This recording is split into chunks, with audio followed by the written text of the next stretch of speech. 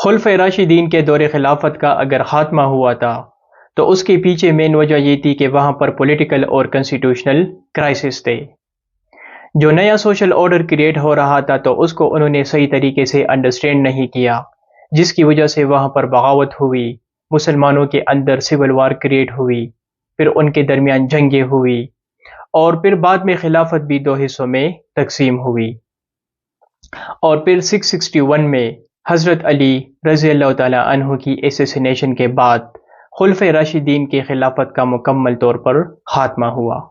تقریباً 30 سال کا پیریڈ تھا، اور اس کے بعد پھر ہم دیکھتے ہیں کہ قریش کے اندر جو دوسرا قبیلہ تھا بنو امیت، تو وہ اپنی خلافت قائم کرتے ہیں، اور پھر ہم دیکھتے ہیں کہ مسلمان خلافت سے ملوکیت کی طرف جاتے ہیں۔ اگر پولیٹیکل اور کنسٹیٹیوشنل ایکسپیکٹ سے خلفۂ راشدین کی تاریخ کو دیکھی جائے تو میرے خیال میں ان کے بہت زیادہ فیلئرز تھے، لیکن اگر کلچرل اور سوشل ایکسپیکٹ سے ان کی خلافت کو دیکھا جائے تو ان کے بہت زیادہ اچیومنٹس ہیں اسلامی تاریخ میں۔ دیکھیے، اگر خلفۂ راشدین سے پہلے اگر عرب کی بات کی جائے، یا حضور صلی اللہ علیہ وآلہ وسلم سے پہلے بھی اگر ان کی بات کی جائے، تو وہاں پر یونٹی نہیں تھی مسلمانوں کے اندر، سوشل کرائسس بہت زیادہ تھے، جتنے بھی ٹرائبس تھے، میں نے آپ کو بتایا تھا کہ it was a land of tribes, وہاں پر بہت زیادہ قبیلے تھے، تو جتنے بھی قبیلے تھے سارے قبیلے جو تھے وہ انڈیپینڈنٹ تھے، ان پر جو تھا ایک سینٹرلائز گورنمنٹ موجود نہیں تھا، مطلب کہ ان کے اوپر ایک ایسا رولر نہیں تھا، ایک ایسا نظام نہیں تھا جو ان سارے قبیلوں کو کنٹرول کرتے، ان کو مانیٹر کرتے۔ لہٰذا اسلام سے پہلے وہاں پر جو ٹرائبلزم سسٹم تھی تو اس میں جتنے بھی قبیلے تھے تو وہ سارے انڈیپینڈنٹ تھے، وہ سارے آزاد تھے، وہ جتنے بھی فیصلے کرتے تھے تو اس میں وہ آزاد تھے،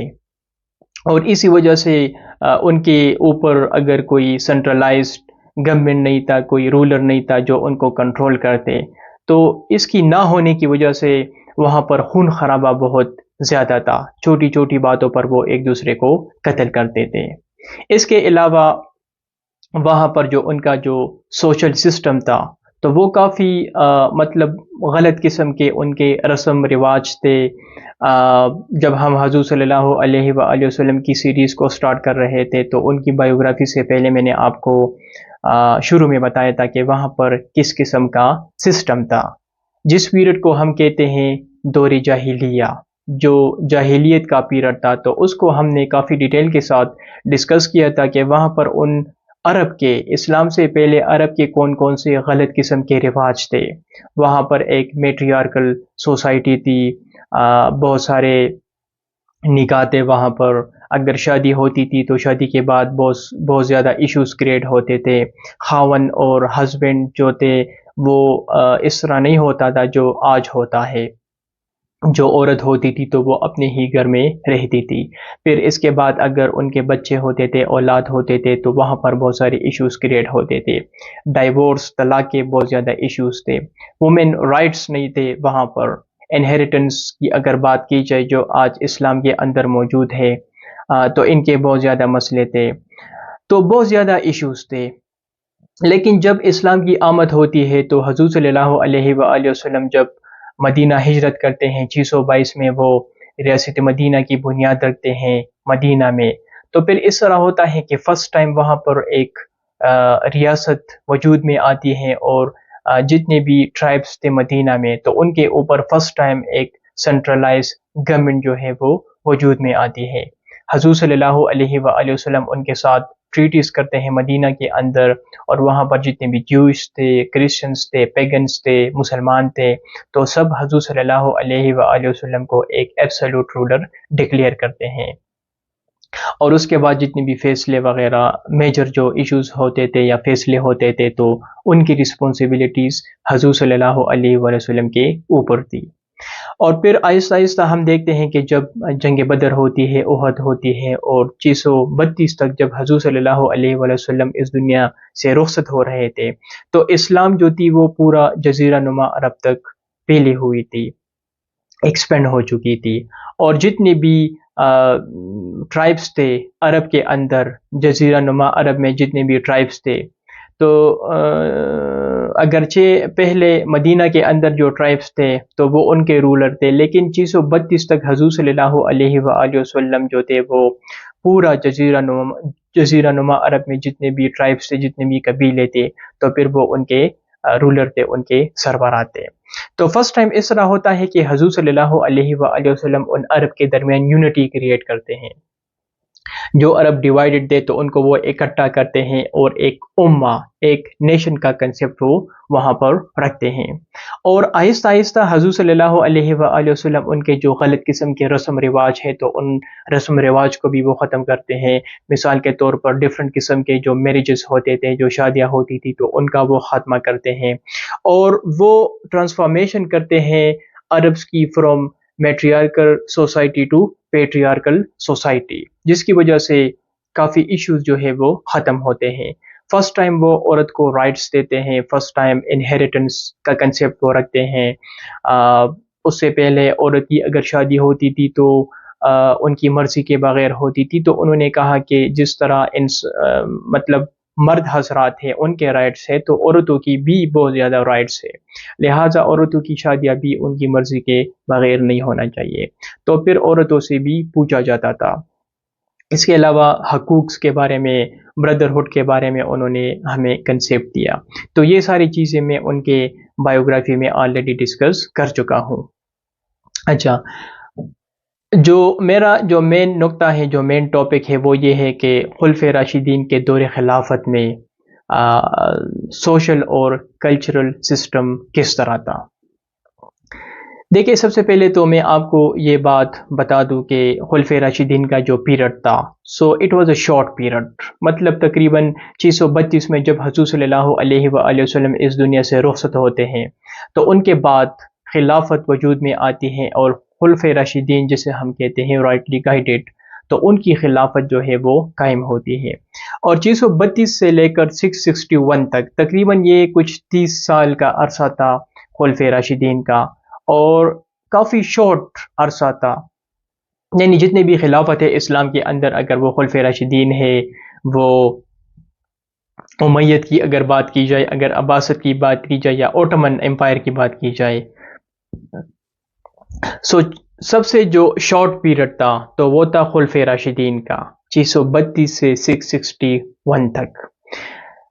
تو اس میں اس طرح ہوتا ہے کہ جس طرح میں نے آپ کو بتایا کہ اگر سیاسی اور کنسٹیٹیوشنل کرائسس کی بات کی جائے تو ان کو انہوں نے صحیح طریقے سے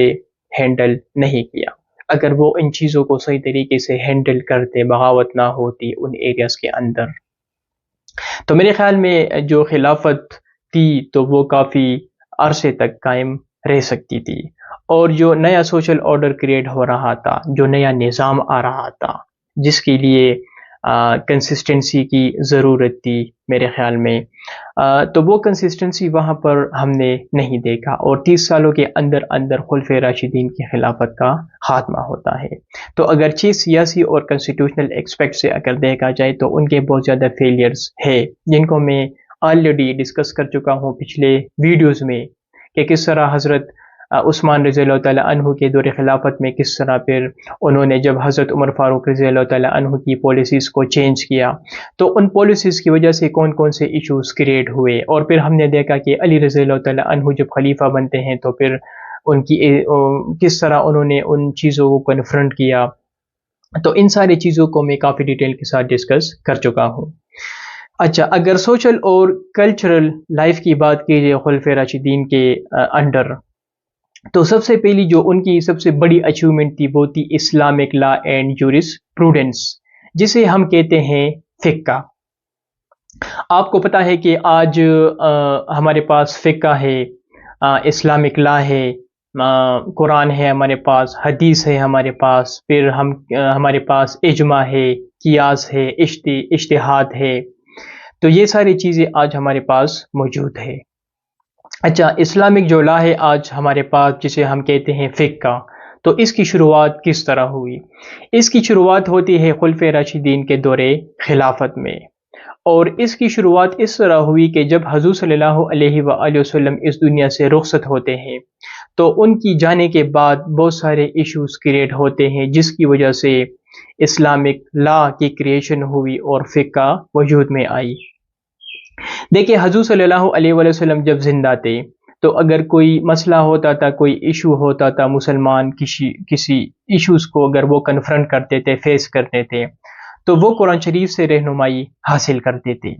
لیکن اگر قرآن شریف سے ان کو کوئی چیز نہیں ملتی تھی، وہ فائنڈ آؤٹ نہیں کر سکتے تھے،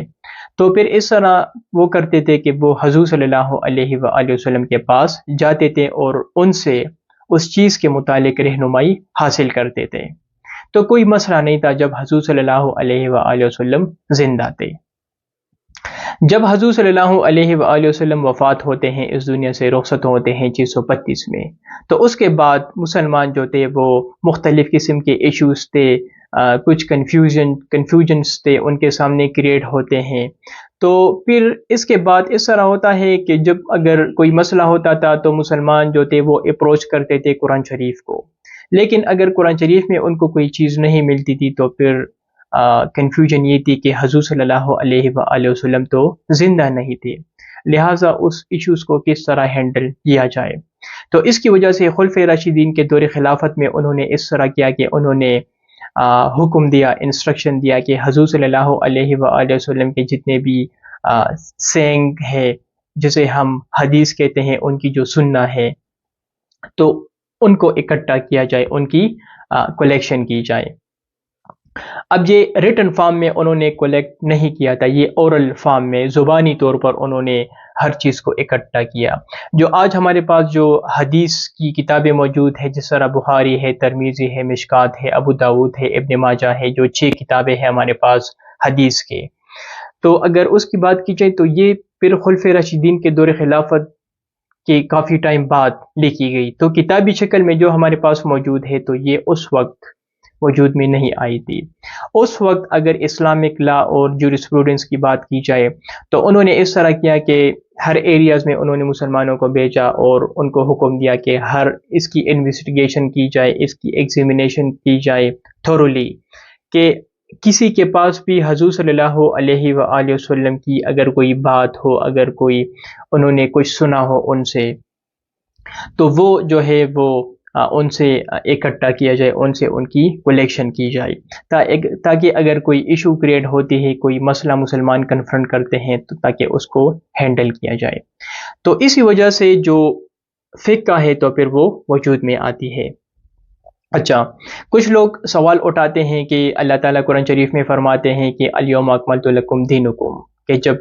لاسٹ حج کے اوپر جب یہ آیات نازل ہوئی تو اللہ تعالیٰ نے حضور صلی اللہ علیہ وآلہ وسلم سے فرمایا کہ آج میں نے آپ کو دین کو مکمل کیا۔ تو کچھ لوگ سوال اٹھاتے ہیں کہ اگر اسلام مکمل ایک پرفیکٹ ایک مذہب ہے، ایک دین ہے یا مذہب ہے، تو پھر سوال وہ یہ کرتے ہیں کہ پھر ہم نے فقہ کیوں کریٹ کیا ہے؟ یہ اجتہاد سے پھر ہمارا کیا مراد ہے؟ قیاس سے ہمارا کیا مراد ہے؟ جو اجماع ہے اس سے پھر کیا مراد ہے؟ اٹ مینس کہ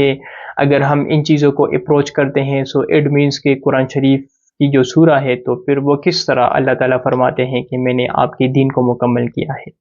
اگر ہم قرآن شریف اور حدیث سے جو چیز ہمیں نہیں ملتی اور پھر ہم خود اس چیز کے لیے کوئی لا بناتے ہیں، سو اٹ مینس کہ وہ حدیث میں یا قرآن شریف میں موجود نہیں ہے۔ اچھا، اس پر میں یہ کہوں گا کہ ایک دفعہ حضور صلی اللہ علیہ وآلہ وسلم جب یمن والوں نے اسلام ایکسیپٹ کیا تو وہاں پر جب ایک گورنر کو حضور صلی اللہ علیہ وسلم نے اپوائنٹ کیا، تو اس کے بعد حضور صلی اللہ علیہ وآلہ وسلم نے وہاں پر ایک صحابی تھا جس کا نام تھا آئی تھنک ابو جندال اس کا نام تھا، if I am not wrong, تو انہوں نے وہاں پر ایز اے ٹیچر کے طور پر وہاں پر بھیجا یمن میں۔ اچھا، جانے سے پہلے حضور صلی اللہ علیہ وآلہ وسلم نے ان سے یہ کہا کہ اگر آپ کوئی ایشو کریٹ ہوگا تو آپ کس طرح رہنمائی حاصل کریں گے؟ تو انہوں نے کہا کہ قرآن شریف میرے پاس موجود ہے۔ حضور صلی اللہ علیہ وآلہ وسلم نے ان سے کہا کہ بالکل آپ نے درست فرمایا، لیکن اگر قرآن شریف میں بھی آپ کو اس وہ مسئلہ اس کی سلوشن وہاں پر نہ ہو قرآن شریف میں، تو پھر آپ کیا کریں گے؟ تو پھر وہ صحابی حضور صلی اللہ علیہ وآلہ وسلم سے فرماتے ہیں کہ وہ حضور صلی اللہ علیہ وآلہ وسلم کی جو سنہ ہے تو ان سے وہ رہنمائی حاصل کرے گا۔ حضور صلی اللہ علیہ وآلہ وسلم ان سے فرماتے ہیں کہ آپ نے بالکل درست فرمایا، لیکن اگر کوئی چیز آپ کو قرآن شریف میں بھی نہ ملے اور وہ آپ کو احادیث میں بھی نہ ملے تو پھر آپ کیا کریں گے؟ تو انہوں نے ان سے فرمایا کہ پھر وہ اپنے ذہن کو یوز کریں گے، وہ ریشنلٹی کو، لاجک کو وہ اپروچ کریں گے اور اس کے تھرو پھر وہ سولوشن کو ڈھونڈنے کی کوشش کریں گے، جس پر حضور صلی اللہ علیہ وآلہ وسلم ان کی بہت زیادہ تعریف کرتے ہیں۔ لہٰذا اس سے آپ اندازہ لگا سکتے ہیں کہ اگر فقہ کی بات کی جائے تو فقہ یہ نہیں ہے کہ میں اپنے جو ہے وہ اپنا ہی لا کریٹ کر رہا ہوں۔ فقہ سے ہمارا مراد یہ ہے کہ قرآن شریف اور حدیث کی اگر بات کیجیے تو ان کی روشنی میں ہم لا بناتے ہیں، اور قرآن شریف اور ود ٹائم ٹو ٹائم، مطلب یہ 21 سینچری ہے، یہ آرٹیفیشل انٹیلیجنس کا دور ہے، یہ جو ہے آئی ٹی کا دور ہے، تو ابھی آہستہ آہستہ اگر ٹائم تبدیل ہوتا ہے تو اس کے ساتھ ساتھ آپ جو ہے اسلامک جو لا ہے، فقہ ہے، تو اس کی آپ اپڈیشن کریں گے۔ میرے خیال میں آج اگر ہم ایشوز فیس کر رہے ہیں تو جو ہمارا فقہ ہے وہ 12 اور 13 سینچری کا آؤٹ ڈیٹڈ ہے، اس کو ہمیں اپڈیٹ کرنا چاہیے۔ جو قرآن شریف کے اندر جو پرنسپلز ہیں تو ان کے انڈر، ان کے متعلق ہمیں اس کو اپڈیٹ کرنا چاہیے۔ اور کس طرح اپڈیشن ہوتی ہے؟ مثال کے طور پر میں آپ کو ایک ایگزامپل دیتا ہوں کہ حضور صلی اللہ علیہ وآلہ وسلم کے ٹائم میں موٹر کار وغیرہ یہ موجود نہیں تھا، وہ اونٹ کے اوپر ٹریولنگ کرتے تھے۔ تو آپ کہیں گے کہ اگر ہم یہاں پر گاڑی کو الاؤ کریں گے تو کیا یہ قرآن اور حدیث کے خلاف نہیں ہوگا؟ دیکھیے، اسے اگر ہم ٹریولنگ کرتے ہیں گاڑی وغیرہ پر، سو اٹ مینس کہ ہمارا مقصد ٹریولنگ ہوتا ہے۔ اس ٹائم وہ ٹریولنگ کرتے تھے اونٹ کے اوپر، لیکن آج ہمارے پاس اگر اونٹ کی جگہ اگر ہم موٹر کار کو یوز کریں گے، سو اٹ مینس کہ ہمارا مقصد وہی ٹریولنگ ہے، تو لہٰذا آپ گاڑی یوز کر سکتے ہیں۔ سو اس قسم کی کویسچن جو ہے، اس قسم کی ایشوز جو تھے وہ وہاں پر وہ کنفرنٹ کر رہے تھے، جس کی وجہ سے انہوں نے جو حضور صلی اللہ علیہ وآلہ وسلم کی جتنی بھی سینگز ہیں تو ان کی انہوں نے کلیکشن کی اور پھر بعد میں انہوں نے ایک فقہ کریٹ کیا۔ تو یہ سب سے ایک بڑی جو تھی ان کی اچیومنٹ تھی کہ فقہ انہوں نے وہ کریٹ کیا۔ اور پھر اس فقہ کی اگر بات کی جائے تو پھر عباسط کے ٹائم میں انہوں نے اس فقہ کو اپنے مقصد کے لیے یوز کیا،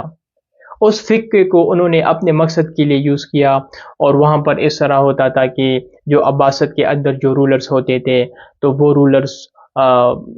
مسلمانوں کو اکٹھا کرتے تھے، کلیرک کو اکٹھا کرتے تھے، اور ٹو بی ان پاور میں رہنے کے لیے وہ اس چیز کو خود جو تھے وہ یوز کرتے تھے، اپنے سوچ کے مطابق پاور میں رہنے کے لیے وہ انہوں نے اس فقہ کو، اس لا کو انہوں نے کریٹ کیا تھا، جو کہ میرے خیال میں ابھی بھی ان کے بہت سارے چیزیں جو ہے وہ موجود ہے۔ سوشل اور کلچرل لائف کی بات کی جائے تو خلفائے راشدین کے دور خلافت میں ان کے انڈر بہت زیادہ پروونسز تھے۔ مثال کے طور پر مدینہ ایک پروونس تھا، مکہ ایک پروونس تھا، فسطاط ایک پروونس تھا، سیریا ایک پروونس تھا، عراق کے اندر کوفہ ایک پروونس تھا، اور بصرہ ایک پروونس تھا۔ اگر ان پروونسز کی بات کی جائے تو ہر صوبے کے اندر ایک ڈیفرنٹ کلچر تھا، ایک ڈیفرنٹ لائف سٹائل تھا لوگوں کا۔ مثال کے طور پر اگر مدینہ کی بات کی جائے تو جب حضور صلی اللہ علیہ وآلہ وسلم نے 622 میں ہجرت کی مدینہ، تو وہاں پر مسلمانوں کے دو بڑے گروپس تھے، ایک ہمارے پاس تھا انصار اور ایک ہمارے پاس تھا مہاجر۔ اس کے علاوہ وہاں پر جیوش تھے، یہودیوں کی ایک بہت بڑی تعداد تھی، اور ان کے علاوہ وہاں پر پیگنس تھے، بت پرست تھے۔ اور جب حضور صلی اللہ علیہ وآلہ وسلم وفات ہو رہے تھے تو پھر مدینہ کے اندر میجورٹی جو تھی وہ مسلمانوں کی تھی، ایک بہت بڑی تعداد میں مسلمان مدینہ میں سیٹلڈ تھے۔ اب اس طرح ہوتا ہے کہ جب حضور صلی اللہ علیہ وآلہ وسلم کے جانے کے بعد جب خلفائے راشدین ان کی خلافت قائم ہوتی ہے، وجود میں آتی ہے، تو ان کے ٹائم میں بہت زیادہ فتوحات ہوتے ہیں۔ مسلمان جو ہے وہ ایجپٹ کو فتح کرتے ہیں، شام کو فتح کرتے ہیں، عراق کو فتح کرتے ہیں، اور فارس، پرشیا کو مسلمان فتح کرتے ہیں۔ اب اس طرح ہوتا ہے کہ ان جنگوں کے نتیجے میں ایک بہت بڑی تعداد میں مسلمان جن لوگوں کو غلام بناتے ہیں تو وہ آتے ہیں اور مدینہ میں سیٹل ہوتے ہیں، جس میں ایک بہت بڑی تعداد تھی پرشینس کی۔ اس کے علاوہ وہاں پر جو کمپینینز تھے جو مسلمان تھے تو وہ زیادہ تر جاتے ہیں بصرہ یا کوفہ جاتے ہیں موسم کی وجہ سے اور وہاں پر سیٹل ہوتے ہیں، اور جو لوگ بزنس مین تھے تو وہ بھی آتے ہیں مدینہ اور مدینے میں سیٹل ہوتے ہیں، کیونکہ مدینہ ایک رچ سٹی تھی اور مسلمانوں کے پاس پیسے بھی بہت زیادہ آتے ہیں اور وہ مسلمانوں کا ایک کیپٹل بھی تھا، لہٰذا ایک بہت بڑی ایک میسیو ڈیموگرافک چینج ہوتی ہے مدینہ میں خلفۂ راشدین کے دور خلافت میں، اور it was not an old Medina used to be happen in the time of Prophet peace be upon him. It has been changed completely. مکمل طور پر یہ تبدیل ہو چکا تھا اور وہاں پر پرشینس کی ایک بہت بڑی تعداد تھی، لہٰذا ایک ڈائیورسٹی کریٹ ہوتی ہے خلفۂ راشدین کے دور خلافت میں۔ اگر مکہ کی بات کی جائے تو مکہ وہ شہر تھا جدھر حضور صلی اللہ علیہ وآلہ وسلم کی پیدائش ہوئی تھی، ان کی برتھ ہوئی تھی۔ اب مکہ یہ وہ لوگ تھے جنہوں نے حضور صلی اللہ علیہ وآلہ وسلم کی وفات کے 2 سال پہلے فتح مکہ میں اسلام ایکسیپٹ کیا تھا، اور اس میں ایک بہت بڑی تعداد میں ایسے لوگ موجود تھے جنہوں نے اسلام تو ایکسیپٹ کیا تھا لیکن ان کے پاس کوئی اور راستہ نہیں تھا، لہٰذا ان کے ایمان اس طرح اسٹرانگ نہیں تھے جس طرح جو پہلے والے مسلمان تھے، اور ان کے اندر کسی حد تک وہ نفرت موجود تھی، اور پھر وہ نفرت ہم دیکھتے ہیں جب عثمان رضی اللہ تعالیٰ عنہ کے ٹائم میں ان کے ٹائم میں جو گورنر اپوائنٹ ہوئے تھے تو ان گورنرز کی وجہ سے کس طرح بغاوت ہوتی ہے تو اس کو میں آلریڈی عثمان رضی اللہ تعالیٰ عنہ کی سیریز میں ڈسکس کر چکا ہوں۔ تو لہٰذا مکہ کی بات کی جائے تو یہاں پر جو تھے مسلمان اور اسلام جو تھا، اس طرح حضور صلی اللہ علیہ وآلہ وسلم کی جو 3 سٹیجز میں جو پروسیس تھا تو ان کی امپلیمنٹیشن اس طرح نہیں ہوئی تھی جس طرح باقی ایریاز میں انہوں نے کیا تھا، خاص کر مدینے میں کیا تھا۔ اور مکہ وہ شہر تھا جدھر زیادہ تر اسلام سے پہلے پوئٹری لوگ جو تھے پوئٹری کرتے تھے، لوگ جو تھے وہ سلیوز لڑکیوں کو اکٹھا کرتے تھے تو وہ ناچتے تھے، گانا وغیرہ وہاں پر ہوتا تھا، گیمبلنگ جوا وغیرہ ہوتا تھا، اور ایک ڈفرینٹ قسم کا وہاں پر ان کا لائف سٹائل تھا، تو وہاں پر لہٰذا جو لوگ تھے ان کا جو لائف سٹائل تھا so it was quite different than the people who lived in Medina. Secondly Mecca سے متعلق میں آپ کو یہ بھی بتا دوں کہ وہاں پر جو ایلیٹ کلاس تھی، جو امیت جو ٹرائب تھی تو وہ ایلیٹ تھی، زیادہ تر وہ بزنس مین تھے، تو وہاں پر ایک ڈسکریمنیشن بھی کریٹ ہوتی ہے ان کے ٹائم میں، جو ایلیٹ کلاس تھی امیت ان کے لیے ڈفرینٹ وہ ہوتا ہے اور نیچے جو لوگ تھے ان کے لیے ڈفرینٹ وہ ہوتا ہے، خاص کر عثمان رضی اللہ تعالیٰ عنہ کے ٹائم میں اگر بات کی جائے تو مدینے کے اندر اس قسم کا ایک سسٹم تھا۔ اچھا، اگر ڈیماسکس کی بات کی جائے تو ڈیماسکس سیریا کو جب مسلمانوں نے فتح کیا تو یہاں پر زیادہ تر کرسچنس تھے، گریکس تھے، اریمینس تھے، ان کی ایک بہت بڑی تعداد میں، تو مسلمان جاتے ہیں اور وہاں پر سیٹل ہوتے ہیں، تو وہاں پر ایک ڈفرینٹ قسم کا ایک کلچر اور لائف سٹائل تھا۔ اگر کوفہ اور بصرہ کی بات کی جائے تو یہ وہ پروونسز تھے جو عمر فاروق رضی اللہ تعالیٰ عنہ نے ان کی بنیادیں رکھی تھی 638 میں، جب بیٹل آف قادسیہ میں مسلمانوں نے ان ایریاز کو فتح کیا۔ اب اس طرح ہوتا ہے کہ عمر فاروق رضی اللہ تعالیٰ عنہ کی پالیسیز تھی، کیونکہ یہ صرف ایک گریزن اسٹیٹ تھے، it was establish just for the sake of security. اس کے علاوہ عمر فاروق رضی اللہ تعالیٰ عنہ نے قریش کو منع بھی کیا تھا کہ آپ وہاں پر پرماننٹ سیٹلمنٹ نہیں کر سکتے، نہ آپ وہاں پر ہجرت کر سکتے ہیں۔ اس کے علاوہ عمر فاروق رضی اللہ تعالیٰ عنہ نے مسلمانوں کو منع بھی کیا تھا کہ عراق کے اندر آپ وہاں کے لوگوں کے پاس ان کے جو اپنے زمینیں ہیں، جائیدادیں ہیں، تو وہ آپ اپنے پاس نہیں رکھ سکتے، وہ ان کی ہی ملکیت ہے۔ تو پھر عثمان رضی اللہ تعالیٰ عنہ کے ٹائم میں ہم دیکھتے ہیں کہ یہ پالیسیز چینج ہوتے ہیں اور وہاں پر امیت قریش لیکن اسپیسیفکلی امیت جاتے ہیں اور وہاں پر سیٹل ہوتے ہیں، اور پھر آہستہ آہستہ بغاوت ہوتی ہے۔ تو جو ارلی عرب تھے وہاں پر ان کے درمیان اور ان کے درمیان بھی تھوڑی سی معاملات جو ہے وہ خراب ہوتے ہیں۔ تھرڈلی اگر میں آپ کو یہ بتا دوں تو بصرہ اور کوفہ کے اندر اس طرح ایک سسٹم کریٹ ہوتا ہے کہ چونکہ it was a land of Persian, Sassanid empire کے انڈر تھا، تو وہاں پر زیادہ تر جو ہے پرشینز وہاں پر بھی سیٹلڈ ہوتے ہیں، اور وہاں پر جو زبان ہے تو وہ بھی پرشینز تھی، آہستہ آہستہ جو پرشین زبان ہی تو اس کی سپرمیسی ہوتی ہے، اور وہاں پر ان کی ایڈمنسٹریشن کے اندر بھی زیادہ تر انہوں نے پرشینس کو ہائر کیا تھا، تو لہٰذا وہاں پر بھی ایک ڈائیورس سسٹم کریٹ ہوتا ہے، ڈائیورسٹی بہت زیادہ تھی وہاں پر۔ اچھا، اگر لٹریچر کی بات یا لرننگ کی بات کی جائے تو عرب کے زیادہ تر لٹریچر یہ تو نہیں تھے، وہاں پر زیادہ تر شاعری تھی۔ لیکن اگر آرکیٹیکچر کی بات کی جائے تو آرکیٹیکچر بھی عرب جو تھے وہ آرکیٹیکچر ان کا کوئی خاص سسٹم نہیں تھا، وہ تو نومیڈ تھے، ایک جگہ پر رہتے تھے، وہاں پر پھر وہ مائگریٹ کرتے تھے، دوسری جگہ پر رہتے تھے، تو وہ نومیڈ تھے۔ لیکن جب وہ سیریا کو فتح کرتے ہیں اور جب وہ پرشیا کو فتح کرتے تھے، تو جب وہ سیریا جاتے ہیں تو سیریا کا جو آرکیٹیکچر ہے تو ان سے فرسٹ ٹائم ان کی انٹریکشن ہوتی ہے، اور پرشیا جب وہ آتے ہیں تو عراق اور پرشیا میں ان کی یہاں پر جو ان کی جو آرکیٹیکچر ہے تو ان سے ان کی انٹریکشن ہوتی ہے۔ پرشیا میں اگر بات کی جائے تو وہاں پر ان کا جو آرکیٹیکچر تھا، گریک میں سیریا میں اگر بات کی جائے تو وہاں پر ان کا جو آرکیٹیکچر تھا تو ان کی زیادہ تر بلڈنگز وغیرہ مکانات جو تھے تو وہ سٹون منظری سے بنے ہوئے تھے، جو بڑے بڑے سٹون ہوتے ہیں، آپ اگر سرچ بھی کریں گے تو آپ کو پتہ لگ جائے گا، تو بڑے بڑے سٹون سے ان کے بلڈنگز مکانات وغیرہ بنے ہوئے تھے۔ لیکن اگر پرشیا کی بات کی جائے، عراق یا پرشیا کی بات کی جائے تو یہاں پر برکس اینٹوں سے بنے ہوئے گھر تھے، تو لہٰذا جب مسلمان کوفہ اور بصرہ آتے ہیں تو یہاں پر جو انہوں نے یہ دو شہر بنائے تھے اور یہاں پر جو آبادی انہوں نے بنائی تھی، تو یہاں پر پھر وہ برکس کے جو ہے وہ بناتے ہیں اپنے گھر مکانات وغیرہ۔ اور وہاں پر سیریا میں اگر بات کی جائے تو وہاں پر ان کے جو مسجد وغیرہ ہے تو آلریڈی وہاں پر کرسچنس کے جو بلڈنگ موجود تھے تو ان کو ہی پھر وہ اپنے وہ مسجد وغیرہ بناتے ہیں۔ اگر امیت